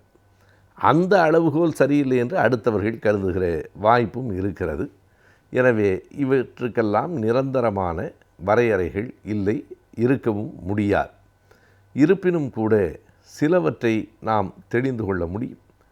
எதையுமே அறியாமல் இருப்பது முட்டாள்தனமா அல்லது தவறாக அறிந்து கொண்டிருப்பது முட்டாள்தனமா என்றால் இரண்டுமே முட்டாள்தனத்துக்கு தொடர்புடையது தான். ஒன்றை பற்றி அறியாமல் இருப்பதும் சரி, அல்லது அரைகுறையாக அறிந்து கொண்டிருப்பதும் சரி அறிவு ஆகாது. ஆனால் இவை இரண்டையும் விட மிகப்பெரிய முட்டாள்தனம் எது என்றால், முட்டாளாக இருக்கிற ஒருவன் தன்னை அறிவாளி என்று நினைத்து கொள்வதுதான் இருப்பதிலேயே மிகப்பெரிய ஆபத்தான முட்டாள்தனம் என்று சொல்லுவார்கள். ஏனென்றால் தனக்கு தெரியவில்லை என்பது மட்டும் நமக்கு தெரிந்திருந்தால் கூட போதுமானது. தெரியவில்லை என்பது புரிந்தால் நாம் தெரிந்து கொள்ள வேண்டும் என்று கருதுவோம், அதற்காக முயல்வோம். இல்லை என்றாலும் தெரிந்தது போல காட்டிக்கொள்ளாமல் இருப்போம். ஆனால் நமக்கு எல்லாம் தெரிந்திருக்கிறது என்று நாம் நினைத்துவிட்டால் அதற்கு மேல் எதனையும் கற்றுக்கொள்ள முயற்சிக்க மாட்டோம். எல்லாம் தெரிந்தது போல பேசி அவைகளில் நாம் அவமானப்படுவோம். இது குறித்து திருக்குறளில் பல இடங்களில் மிக நுட்பமாக வள்ளுவர் கருத்துக்களை சொல்லியிருக்கிறார்.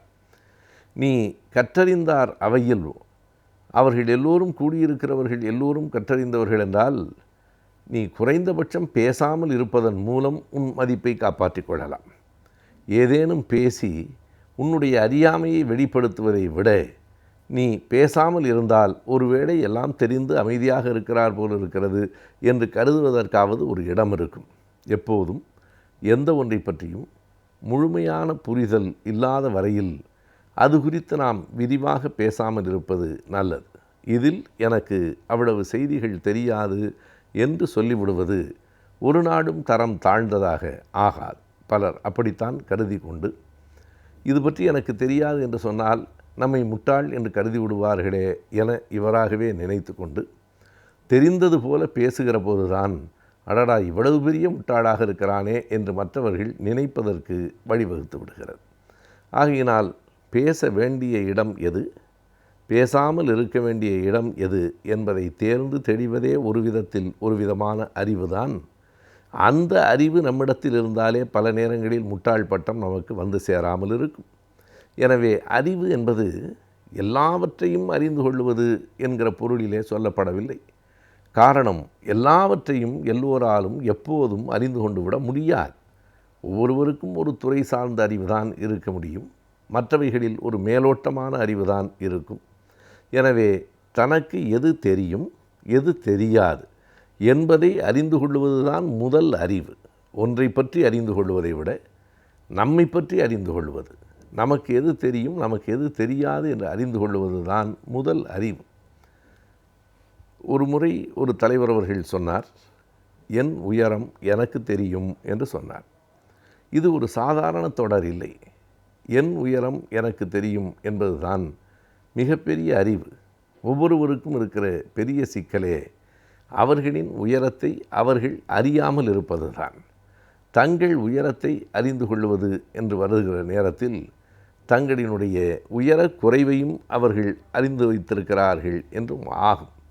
ஆகையினாலே நாம் நமக்கு தொடர்பில்லாத அல்லது நமக்கு தெளிவில்லாத செய்திகளிலிருந்து விலகி நிற்பதும் அவற்றை தேவைக்கு ஏற்பவும் நம்முடைய திறமைக்கு ஏற்பவும் அறிந்து கொள்வதும் தான் அறிவுக்கான தொடக்க முயற்சி. அறிவு என்பதே எது தேவை என்பதை அறிந்து அதில் கூடுதல் கவனம் செலுத்துவது. உலகத்தில் இருக்கிற எல்லாவற்றையும் தெரிந்து வைத்திருப்பது ஞானம் இல்லை. எவற்றை நாம் தெரிந்து வைத்திருக்கிறோமோ அதை பற்றி தெளிவாகவும் முழுமையாகவும் அறிந்து வைத்திருப்பது ஞானம் என்று ஜெயகாந்தன் ஒரு இடத்தில் எழுதுவார். அப்படி எல்லாவற்றையும் நோக்கி நம்முடைய அறிவு பறந்து போகுமானால் எந்த ஒன்றிலும் நிலை பெறாது. பல்வேறு விதமான திசைகளில் அது பறந்துபட்டு போகிற போது ஒரு குறிப்பிட்ட திசையில் ஆழங்கால் படாது. ஆகையினால் உலகம் முழுவதும் பல்வேறு செய்திகள் பல்வேறு துறைகள் இருக்கின்றன.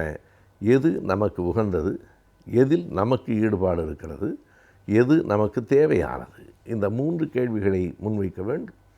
எது உகந்தது, நம்முடைய போக்கிற்கு, நம்முடைய குணத்திற்கு, நம்முடைய இயல்பிற்கு ஏற்றது எது, நமக்கு தேவையானது எது, நமக்கு ஈடுபாடு உடையது எது என்கிற 3 கேள்விகளை முன்னிறுத்தி அப்படி தேர்ந்தெடுக்கிற துறைகளில் கூடுதலாக அறிந்து கொள்ள தொடங்கிவிட்டால் பிறகு முட்டாள் தினம் என்கிற ஒரு நாள் மட்டுமல்ல, எந்த நாளும் எவருக்கும் எப்போதும் தேவைப்படாது.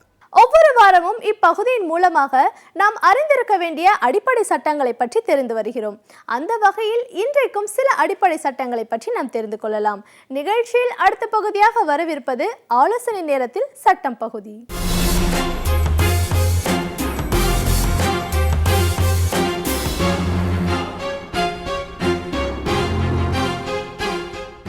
வணக்கம். இன்றைய ஆலோசனை நேரத்தில் ரொம்ப இன்ட்ரெஸ்டிங்கான ஒரு சப்ஜெக்டை பற்றி பேச போகிறோம். அமெரிக்காவில் ராமன் ஆண்டா என்ன, ராவணன் ஆண்டா என்ன அப்படின்னு இருக்கக்கூடிய நம்முடைய மக்கள் இந்த முறை ரொம்ப பதறுகிறார்கள். ஏன்னா ஒரு 2 நாளைக்கு முன்னாடி எங்கள் பக்கத்து வீட்டு அம்மா வந்திருந்தாங்க. இது வரைக்கும் பேசாதவங்க திடீர்னு பேச ஆரம்பித்தாங்க. என்னென்னா, இப்படியுமா வருவாங்க, இப்படியுமா ட்ரம்ப் மாதிரி ஒரு கொடுங்கோலன் உண்டா, இவனையெல்லாம் வச்சு என்ன பண்ணலாம் அப்படின்னு ரொம்ப ஒரு மனக்குமுறலை அப்படி கொட்டி தீத்தாங்க. என்னடா விஷயம்னு, எனக்கு என்னடா எப்போவுமே பேசாதவங்க வந்து பேசுகிறாங்க, அதுவும் உலக அரசியல் பேசுகிறாங்களே அப்படின்னு எனக்கே ஒரு ஆச்சரியமாக தான் இருந்தது. அப்போ தான் கேட்டாங்க, இல்லை உங்ககிட்ட ஒரு கன்சல்டேஷன் தான், என் பொண்ணை வந்து அமெரிக்க மாப்பிள்ளைக்கு கொடுக்கறதாக இருந்தோம். இப்போ இந்த ட்ரம்ப் பையன் வந்த பிறகு, அவங்க சொன்னது வந்த பிறகு இப்போ பொண்ணை வந்து அந்த பையனுக்கு கொடுக்கலாமா வேண்டாமா அப்படின்னு யோசிக்கிறோம் அப்படின்னாங்க. இதில் என்ன இருக்குது, கல்யாணத்தில் மாப்பிள்ளை பார்த்தீங்க, நீங்கள் தேர்ந்தெடுத்தீங்க, அமெரிக்க மாப்பிள்ளை வேணும்னா அதுக்கு பண்ணியிருக்க வேண்டியது தானே, அதனால் என்ன அப்படின்னு கேட்கவும் அவங்க சொல்கிறாங்க, என் பொண்ணுடைய சின்ன வயசுலேருந்து கனவே அதுதான் மேடம், அமெரிக்காவுக்கு போகணும், அங்கே பெரிய ஆளாக வரணும் அப்படின்னு தான் நினச்சா. அதுக்காகவே வந்து சல்லடை போட்டு சலிச்சோம் நாங்கள். எதுக்கு, மாப்பிள்ளைக்கு அமெரிக்க மாப்பிள்ளை கிடைக்கணும், அதில் ஜாதகம் பொருந்தணும், இந்த பொண்ணு அங்கே அமெரிக்காவில் போய் இருக்கணும் அப்படின்னு ஆசைப்பட்டுருச்சே அப்படிங்கிறக்காக தான் நாங்கள் இவ்வளோ கஷ்டப்பட்டோம். இப்போ அமெரிக்கா மாப்பிள்ளை கிடச்சி சரி நம்ம பிள்ளையும் போயிடுவோம், அங்கே ஒரு வேலைக்கெல்லாம் பார்த்து நல்லா இருப்பாங்க, சந்தோஷமாக இருக்கலாம் அப்படின்னு நினைக்கும்போது ட்ரம்ப் என்னவோ சட்டம் போட்டானாமே, இனிமேலாம் விசாலாம் கிடையாது, H1B விசான்னு ஏதோ சொல்கிறாங்க, அந்த விசாலாம் கிடையாதுங்கிறாங்களே, எதுக்கு நம்ம பொண்ணை கொடுக்கணுமா வேண்டாமான்னு எனக்கு தெரியலை, அதனால தான் நான் இங்கே சட்டம் படிச்சிருக்கீங்க உங்ககிட்ட கேட்கலாம் அப்படின்னு கேட்டாங்க. எனக்கு ஒரு நிமிஷம் அழுகிறதா சிரிக்கிறதான்னு என்னன்னு தெரியல. ஏன்னா ட்ரம்ப் வருகையை சாதாரணமாக நம்ம தமிழ்நாட்டில் இருக்கக்கூடிய நம்ம சென்னையில் ஒரு அம்மா கூப்பிட்டு பேசுகிறாங்க, ஏன் இவன் வந்தான் அப்படின்னா, அப்படி ஒரு பரபரப்புக்குரிய ஒரு விஷயமாக மாறினது என்னன்னு கேட்டிங்கன்னா, கட்டாயமாக இந்த H1B விசா தான் அப்படின்னு நம்ம தெரிஞ்சுக்கலாம். என்னென்னா, இப்போ வந்து ட்ரம்ப் வந்த பிறகு இன்னும் சட்டமாக்கப்படவில்லை, ஆனால் அறிவிப்பு வந்து விட்டது என்னென்னா, இனிமே வந்து H1B விசா கொடுக்கறதில்ல. அது என்ன விசானா, இப்போ ஒரு இங்கே இருக்கக்கூடிய ஒரு கம்பெனி அதனுடைய கிளை வந்து அங்கே இருக்கலாம், எங்கள் அமெரிக்காவில், உதாரணத்துக்கு சிடிஎஸ் எடுத்துக்கோங்க, இல்லை காக்னிசன்ட் எடுத்துக்கோங்க, இல்லை வெரைசான் எடுத்துக்கோங்க, இது மாதிரி எத்தனையோ கம்பெனிஸ் இருக்கும். இந்த கம்பெனிகளுடைய கிளை வந்து அமெரிக்காவிலும் இருக்கும். அப்போது இங்கே இருக்கக்கூடிய நம்முடைய இளைஞர்களை, யுவதிகளை இங்கிருந்து அங்கே அனுப்பக்கூடிய ஒரு வாய்ப்பு என்பது நமக்கு வந்து கிடச்சிருந்தது. அந்த அடிப்படையில் இவங்க போவாங்க. அப்படி அவங்க அங்கே இருக்கும் பொழுது அவங்க வந்து கல்யாணம் பண்ணிட்டு போனால் அந்த ஒய்ஃபும் அங்கே போக முடியும், அங்கே போய் திரும்ப இவங்களுக்கு கூட வேலை வாய்ப்புக்கான வழிவகைகளை தேட முடியும். அப்படிங்கிற மாதிரி இந்த விசா சம்மந்தமான விஷயங்கள் வந்து ரொம்ப எளிதாக இருந்ததாக நம்ம கேள்விப்படுறோம். அதில் முக்கியமாக என்னன்னு கேட்டிங்கன்னா, போன வருஷம் மட்டும் 2,60,000 பேர் H1B விசாவுக்காக அப்ளை பண்ணியிருக்காங்க. அதாவது அமெரிக்காவில் எல்லா நாடுகள்லேருந்தும் கொடுத்துருக்காங்க. அதில் 70% பேர் யாருன்னு கேட்டிங்கன்னா இந்தியர்கள் தான் போயிருக்காங்க. இன்னொரு கணக்கெடுப்பு சொன்னாங்க பார்த்துக்கோங்களேன், அமெரிக்காவினுடைய ஐடி இண்டஸ்ட்ரீஸில் பணிபுரியக்கூடிய தொழிலாளர்களில் அங்கே இருக்கக்கூடிய ஆண்களாகட்டும் பெண்களாகட்டும் இந்த தொழிலாளிகள் எல்லாத்துலேயும் பார்த்திங்கன்னா 86% பேர் விசா வச்சுருக்காங்க, H1B விசான்னு. அது யாருன்னு கேட்டிங்கன்னா அதுவும் இந்தியர்கள் தான். உங்களுக்கு ஞாபகம் இருக்கும்னு நான் நினைக்கிறேன், ஒபாமா தன்னுடைய காலத்திலேயே கடைசியில் வருகிற அந்த 2 வருட அந்த பீரியடில் நீங்கள் பார்த்தீங்கன்னா நிறைய முறை இந்தியர்களுடைய பங்களிப்பு அமெரிக்க பொருளாதாரத்தை எப்படி உயர்த்தியது அப்படிங்கிறத பற்றியெல்லாம் பேசியிருக்காரு. So the brain of America என்று சொல்லுகிற அளவுக்கு இந்தியர்களுடைய மூளையும் அவர்களது திறனும் உழைப்பும் பயன்பட்டது அப்படின்னு நம்ம பார்த்தோம். அப்போது இந்த அளவுக்கு இருக்கக்கூடிய ஒரு சூழ்நிலையில் தான் ட்ரம்ப் என்டர் பண்ணுறாரு. ட்ரம்ப் வந்த உடனே சொல்லிடுறாரு, அமெரிக்காவில் இருக்கக்கூடிய அமெரிக்கனுக்கு தான் வேலை வாய்ப்பிலே அல்லது முன்னுரிமை கொடுக்கப்படும், மற்றவங்களை பற்றியெல்லாம் எனக்கு கவலை இல்லை. இன்னும் வேறு நிறைய பாலிசிஸ் இருக்குது, நான் அதுக்குள்ளே போக விரும்பலை. ஆனால் இப்படி சொன்னதுக்கப்புறம் இப்போது அந்த அம்மா கேட்குற கேள்விக்கு நான் பதில் சொல்ல கடமைப்பட்டிருக்கேன். ஒரு விஷயத்தில் நான் பார்க்குறேன், இந்த H1B விசாவை அந்த மாதிரியான கண்ட்ரோல் பண்ணுறது அப்படிங்கிறதுனால என்ன பலன்கள் இருக்க முடியும், பாசிட்டிவ்ஸா நெகட்டிவ்ஸா அப்படின்னு பார்க்கும்போது எனக்கு ரொம்ப பெரிய பாசிட்டிவான ஒரு விஷயமா இதில் படுறது என்னன்னு கேட்டிங்கன்னா, இவ்வளவு காலம் அமெரிக்க கனவுகளோடவே நம்முடைய மாணவர்கள் வந்து என்ஜினியரிங் கோர்ஸ் எடுத்துகிட்டு இருப்பாங்க. முதல்லலாம் வந்து ட்ரிபிள்இ எடுப்பாங்க, அப்புறம் இசிஇ எடுப்பாங்க. இப்போது வேறு வேறு விதமான வகையெல்லாம் எப்படியாவது நுழைந்து விட வேணும். அது வந்து ஒரு கனவுக்கான ஒரு கோட்டையாகவே மாறிவிட்டது. அதனால் எல்லாரும் அங்கே போயிடுவாங்க. ஸோ நம்ம நாட்டினுடைய அருமையான மூளைகள் அனைத்தும் இன்றைக்கு அமெரிக்காவிலே சென்று தான் வந்து நிறைய பணிகளை செய்து கொண்டிருக்கிறது. இந்தியாவுக்கு உபயோகப்பட வேண்டியது இன்றைக்கு அமெரிக்காவில் இருக்குது. அப்போ நான் யோசித்தேன், இந்த மாதிரியாவது ஒரு கண்ட்ரோல் போட்டால் தான் நம்முடைய இளைஞர்கள், யுவதிகள் இவங்க எல்லாருமே என்ன பண்ணுவாங்க, இந்தியாவில் இருப்பாங்க. இவர்களுடைய மூளை என்பது, இவர்களுடைய திறன் என்பது, இவர்களுடைய உழைப்பு என்பது, இவர்களுடைய அறிவாற்றல் என்பது, இவை அனைத்தும் இந்தியாவிற்கு பயன்படும். அது உண்மை. இப்போ நான் திரும்பவும் அந்த பக்கத்து வீட்டுக்காரம்மாவுக்கு வரேன். இப்போ அந்த அம்மா சொல்கிறாங்க, இந்த பொண்ணை கல்யாணம் பண்ணி கொடுக்கலாமா வேண்டாமான்னா, இப்போ வந்து போகிற சட்டம் என்ன சொல்ல போகுதுன்னு கேட்டிங்கன்னா, அங்கே ஒரு பெண் போனாலும் மறுபடியும் எம்எஸ் படிச்சுட்டு அதுக்கப்புறம் தான் வேலை செய்ய முடியும். ஆமாம், சரி, எம்எஸ் படித்தா என்ன தப்பு, படிக்கட்டுமே அப்படின்னு நினச்சா அந்த எம்எஸ்க்கு வந்து ஏறத்தாழ 35 லட்சம் ரூபாய் வந்து செலவாகும். அதுக்கு பிறகு தான் வந்து வேலைக்கு போக முடியும். பெரும்பாலும் வெளிநாட்டினர் தன்னுடைய வேலை வாய்ப்புகளை எல்லாம் பறித்து கொள்கிறார்கள் என்கிற ஒரு பார்வையிலிருந்து இந்த மாதிரியான ஒரு பிரின்சிபிள் வந்து இன்றைக்கு வந்திருக்கிறது. ஒரு நடைமுறை சாத்தியம் இருக்கக்கூடிய ஒரு விஷயமாக தான் இது என்னைக்கு தோணுது. அப்போ என்ன பண்ணுறது? இப்போ வந்து பொண்ணை கல்யாணம் பண்ணி கொடுத்தா பொண்ணு இங்கே உட்காந்துருக்க முடியுமா? பிரிஞ்சிருப்பதுக்கெல்லாம் வாழ்க்கை. அப்போ 2 பேரும் சேர்ந்து இருக்கணும் அப்படின்னு சொன்னால் இந்த பெண்ணும் அங்கே போகணும். ஒரு ரெஸ்ட்ரிக்ஷன் இருக்கிற பொழுது சென்றால் என்ன பண்ண முடியும்? இப்போ இந்த பக்கத்து வீட்டுக்கார அம்மா கேட்டாங்களே, அந்த அம்மா கேட்ட மாதிரி இந்த பொண்ணு அங்கே போய் அப்புறம் அப்படியே மேலே மேலே மேலே அப்புறம் அங்கேயே காலூனி அப்புறம் க்ரீன் கார்டு அது மாதிரி எல்லாம் இல்லாமல் போயிடுச்சு. அப்போ ஒன்று, திருமணம் செய்து கொள்ள வேண்டும், அதுவும் இந்தியாவில் இருக்கக்கூடிய நம்முடைய வழக்கங்களுக்கு ஏற்ப இருக்கக்கூடிய ஒரு மணமகள் தனக்கு வேணும் அப்படின்னு நினைக்கக்கூடிய ஒரு ஆண்மகன் இங்கே வந்து திருமணம் செய்து கொண்டு திருமணம் போகிற போது பல சிக்கல்களை சந்திக்க வேண்டி இருக்கும். அதனால் என்ன பண்ணலாம்? திருமணம் பண்ணிவிட்டு நீங்கள் இந்தியாவிலேயே வந்து இருக்கலாம். அதனால் இந்தியாவில் இருக்கக்கூடிய ஐடி இண்டஸ்ட்ரி இன்னும் கொஞ்சம் வளம் பெறுகிற வாய்ப்பு வந்து அதிகரித்திருக்கிறது. இது மட்டும் இல்லாமல் H1B விசாவோட சொல்லும்பொழுது நேற்றைக்கு முன்தினம்னு நான் நினைக்கிறேன், ட்ரம்ப் ஒரு அறிவிப்பை சொல்லிட்டார். $5 லட்சம் கொடுங்கப்பா, நீங்கள் கொடுத்துட்டீங்கன்னா என்ன கொடுத்துட்டா என்ன ஆகும்? நீங்கள் வந்து அமெரிக்கன் சிட்டிசன்ஷிப்பே உங்களுக்கு நான் கொடுக்கறதுக்கு நான் ரெடியாக இருக்கேன் அப்படிங்கிறார். $5 லட்சம்.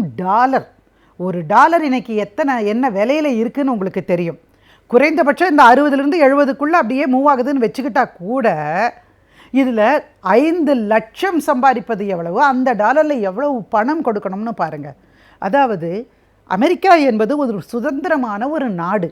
அந்த நாட்டில் யார் வேண்டுமானாலும் வரலாம், வாழலாம் என்கிற மாதிரி multi cultural, multi lingual, multi racial என்று இருக்கக்கூடிய ஒரு பிரதானமான சுதந்திர நாடாக வருவோர் அனைவரையும் நம்ம தான் தமிழ்நாட்டில் வந்தாரை வரவேற்கும் தமிழகம்னு சொல்லுவோம். அதை காட்டிலும் அதிகபட்சமாக வரவேற்றது அமெரிக்கா. இன்றைக்கு இந்த கதவுகள் அனைத்தும் மூடப்பட்டிருக்கின்றன. நான் அந்த அம்மாட்ட சொன்னேன், ஏம்மா அமெரிக்க மாப்பிள்ளைக்கு கல்யாணம் பண்ணணும்னு ஏதாவது கட்டாயமாக வேண்டுதலா? விடுங்களேன், இந்த ஊர்லேயே நல்ல மாப்பிள்ளை இருக்காங்க. நீங்கள் அங்கே போகிறீங்க இல்லையா, உங்களுக்கு தெரியாததில்ல, ஓடுகிற காரிலே இருந்து ஒரு பெண்மணியை பிடித்து தள்ளிவிட்டு அந்த பெண் உயிருக்கு போராடுகிற நிலையிலே இந்தியாவிற்கு விமானம் மூலமாக கொண்டு வரப்பட்டு வழக்கு நடந்ததை நாம் யாரொருவரும் மறந்திருக்க முடியாது. மிக துர்மரணங்கள் எல்லாம் நிகழ்ந்திருக்கின்றன, நிறைய வழக்குகள் போடப்பட்டிருக்கின்றன, நிறைய பெண்கள் வந்து பிரிந்து வந்திருக்கிறார்கள். எனவே இந்த சூழ்நிலையில் இந்த அமெரிக்க மாப்பிள்ளை கனவு என்பதே வந்து அவசியமா அப்படின்னு நீங்கள் யோசிங்க அப்படிங்கிறத அந்த அம்மாவுக்கு நான் சொல்லி அனுப்பினேன். இருந்தாலும் கூட இந்த விசா தொடர்பான விஷயங்களை ரொம்ப புரிதலோடு மேற்கொள்வது அவசியமாக இருக்கிறது. குறிப்பாக இந்தியாவிலிருந்து அங்கே சென்று ஸ்பௌசஸாக சென்றவர்கள் அங்கே பணிபுரிகிற நேரத்தில் இப்போ என்ன படித்தவன்னு ஒரு கட் ஆஃப் வச்சிடுறாங்க. இதுக்கு உடன்படவில்லை என்று சொன்னால், இதற்கு தகுதியுடையவர்களாக தங்களை ஆக்கிக்கொள்ளவில்லை என்றால், அந்த தகுதியுடையவர்களாக ஆக்குவதற்கு தேவையான செலவை செய்யவில்லை என்றால், கல்வியிலே மேம்படுத்தி கொள்ளவில்லை என்றால், இனிமேல் அவர்கள் அமெரிக்காவிலே தங்க முடியாது என்பது யதார்த்தமாக நமக்கு விடப்பட்டிருக்கிற ஒரு எச்சரிக்கை. இந்த எச்சரிக்கை மணியனை புரிந்து கொள்ள வேண்டியது அவசியம். எனவே நான் இன்றைய அம்மாக்களுக்கு, எங்கிட்ட கேட்ட பக்கத்து வீட்டு அம்மாவாக இருக்கட்டும் இல்லை யாருக்காகட்டும், அமெரிக்க கனவுகள் அப்படிங்கிறது உங்கள் பையன் படித்தானா ஒரு நல்ல வாய்ப்பு கிடைச்சதா, அந்த சட்டத்திட்டத்திற்கு உட்பட்டு நடக்க முடியும் என்றால் நீங்கள் அனுப்பி வையுங்கள். அதன் மூலமாக அமெரிக்காவில் என் பையன் இருக்கான்னு வேணால் நீங்கள் உங்கள் பெருமையாக சொல்லிக்கலாம். ஆனால் இந்த உழைப்பும் இந்த திறமையும் இந்திய நாட்டிற்கு கிடைத்தால் இன்னும் கூட ஒரு பலம் பொருந்திய வல்லரசாக இந்தியா மாறும் என்கிற நம்பிக்கைகளோடு உங்களிடமிருந்து நான் விடைபெறுகிறேன். நாம் ஒரு வேலையை சிறப்பாக செய்ய வேண்டும் என்றால் நம்முடைய மனது ஒருமுகப்படுத்தப்பட வேண்டும். ஆதலால் டாக்டர் பதுர் மொய்தீன் அவர்கள் இன்றைக்கு நம் மனதை சீராக வைத்துக் கொள்ள வேண்டிய தகவல்களை நம்மிடையே பகிர்ந்து கொள்ள இருக்கிறார். அதை கவனிக்கலாம். நிகழ்ச்சியில் நிறைவு பகுதியாக வரவிருப்பது மனமே மனமே.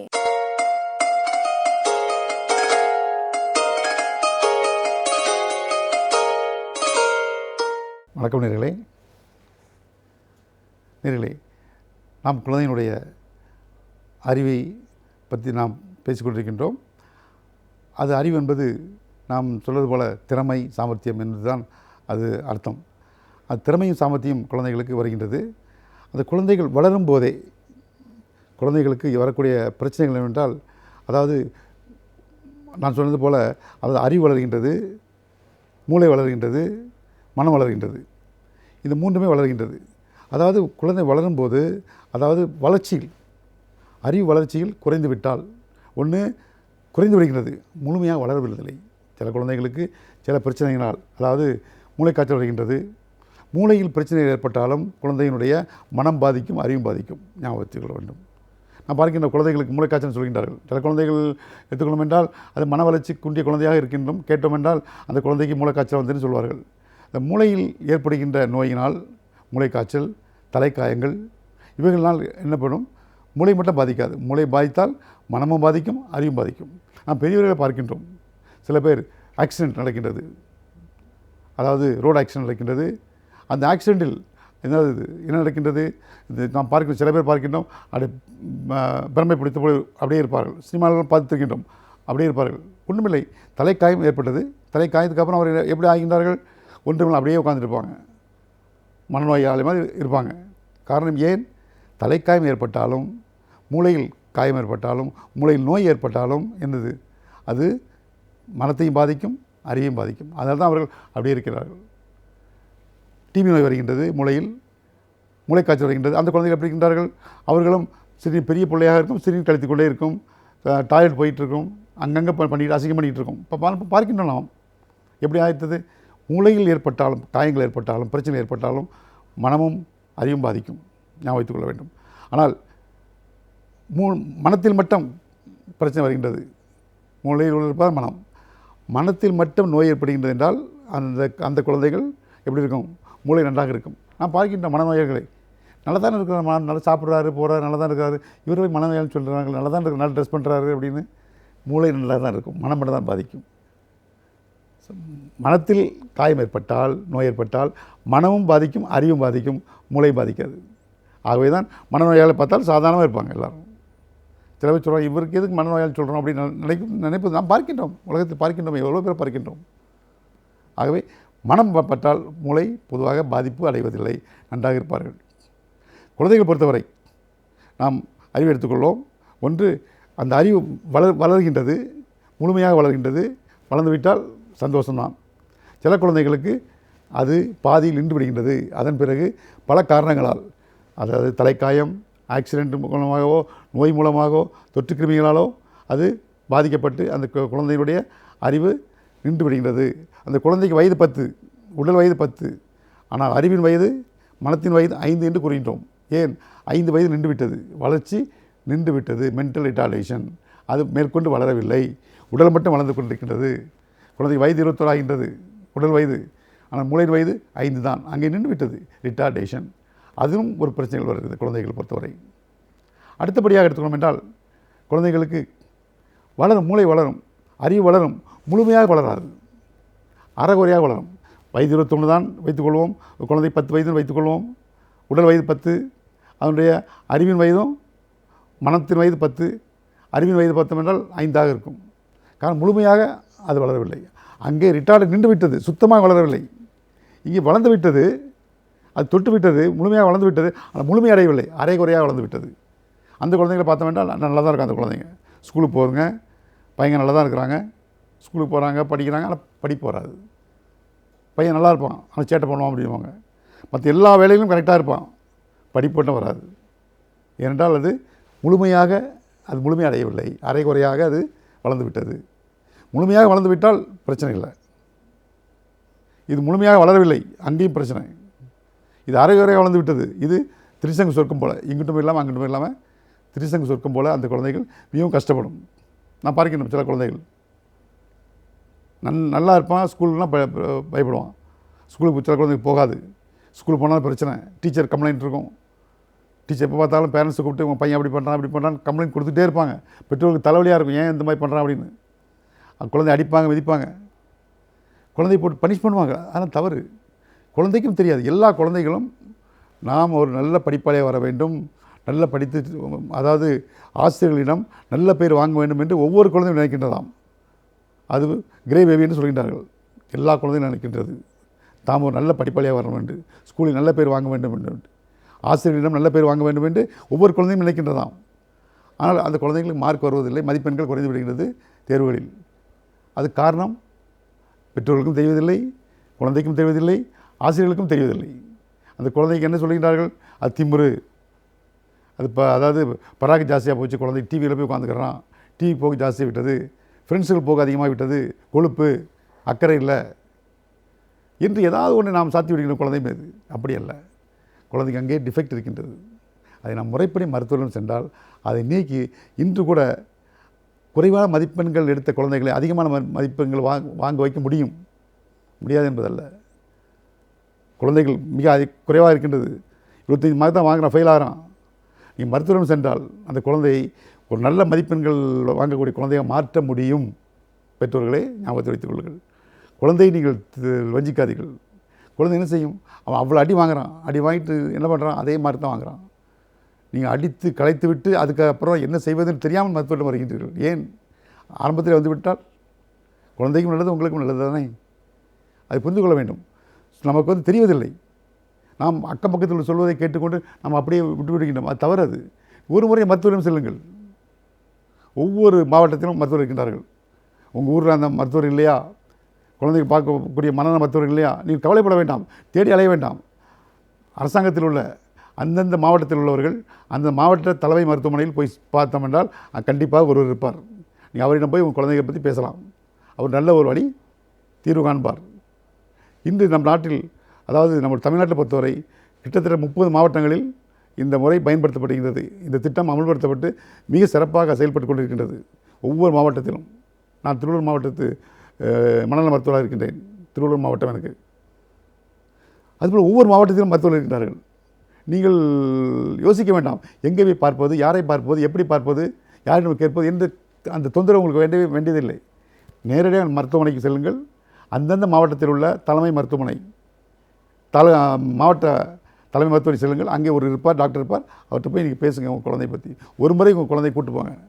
அவர்கள் சில யுக்திகளை சொல்லி தருவார்கள், சில விஷயங்களையும் கூட சொல்லுவார்கள். குழந்தையை பற்றி சொல்வார்கள், எப்படி சரி பண்ண வேண்டும் என்று சொல்வார்கள். அது தீர்வு காண்பார்கள். அதிலிருந்து நீங்கள் எளிதாகிக் கொள்ளலாம் உங்கள் குழந்தையை நீங்கள் வளர்ப்பதை. குழந்தை வளர்ப்பதை சில பேர் ரொம்ப ஒரு கஷ்டமாக நினைக்கின்றார்கள். கஷ்டம் அல்ல, குழந்தை வளர்ப்பது ரொம்ப கஷ்டம் என்பது அல்ல.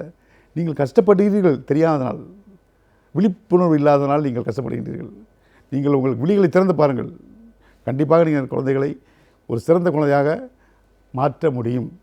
ஒரு குழந்தை ரொம்ப சேட்டை பண்ணுறான், சமாளிக்க முடியல, டீச்சருடைய பிரச்சனை இருக்கின்றது, பெற்றோருக்கு என்ன தெரியல, அந்த குழந்தை அடின்னு அடிக்கிறாங்க, அந்த குழந்தை அழுதுட்டு இருக்குது, என்ன குழந்தை ஏண்டா இவன் பிறந்தான் அப்படிங்கிற மாதிரி எத்தனையோ பெற்றோர்கள் இன்று கண்ணீர் வடிக்கின்றார்கள். இந்த குழந்தை ஏன் பெற்றோம் என்று ஞாபகம் வைத்துக் கொள்ளுங்கள் பெற்றோர்களை. ஏன்னால் கிட்டத்தட்ட 10% குழந்தைகள் இப்படி இருக்கின்றார்கள், ட்ரபிள் சைல்டு. வேறு வழி இல்லை, இருக்கின்றார்கள். இது இயற்கையினுடைய விதி. நாம் இயற்கையோடு நாம் சென்று தான் அதை வெல்ல வேண்டுமே ஒழிய இயற்கைக்கு மாறாக நம்ம வெல்ல முடியாது. இயற்கையை மாற்றாக நாம் வெல்லுவது மிக கஷ்டம், அது அரிதது. இயற்கையோடு நாம் இணைந்து அதை வென்றுவிடலாம். ஆகவே நீங்கள் கவலைப்பட வேண்டாம். குழந்தை மார்க் கம்மியாக இருக்கிறது, டீச்சருக்கு ஸ்கோல் பண்ணுறாங்களே அப்படின்னு கவலைப்பட வேண்டாம். ஒரு பள்ளியில் எடுத்துக்கணும் என்றால் 40 மாணவர்கள் இருக்கின்றார்கள். 40 மாணவர்களில் கிட்டத்தட்ட 10 பேர் பெஸ்ட் ஸ்டூடெண்ட்டாக இருப்பார்கள். அதே நேரத்தில் ஒரு 7 பேர் மோசமாக சிங்கிள் டிஜிட் வாங்கக்கூடியவர்கள் இருப்பார்கள். கண்டிப்பாக ஒரு கிளாஸில் இருக்கும். ஒரு கிளாஸில் 40 பேர் இருக்கின்றார்கள் என்றால் இப்படி இருக்கும். அந்த ரேஷியோ தான் இருக்கும் கண்டிப்பாக. இன்றுதான் நம்முடைய தந்தை சைக்காலஜி மனநல மருத்துவத்தின் தந்தை ஃப்ராய்ட் அவர்கள் சொல்கின்றார்கள். கண்டிப்பாக இப்படி இருக்குமாம் ஒவ்வொரு பள்ளியிலும். அதை புரிந்து கொள்ள வேண்டும் டீச்சர். புரிந்து கொள்ளும் என்றால் நாம் அந்த பள்ளிக்கும் மட்டுமின்றி குடும்பத்திற்கும் சொசைட்டிக்கும் ஒரு நல்ல ஒரு குழந்தையை நாம் உருவாக்க முடியும். பள்ளி என்பது மிக முக்கியமான ஒன்று. அதை பற்றி நாம் அடுத்த வாரம் பேசுவோம். நன்றி, வணக்கம்.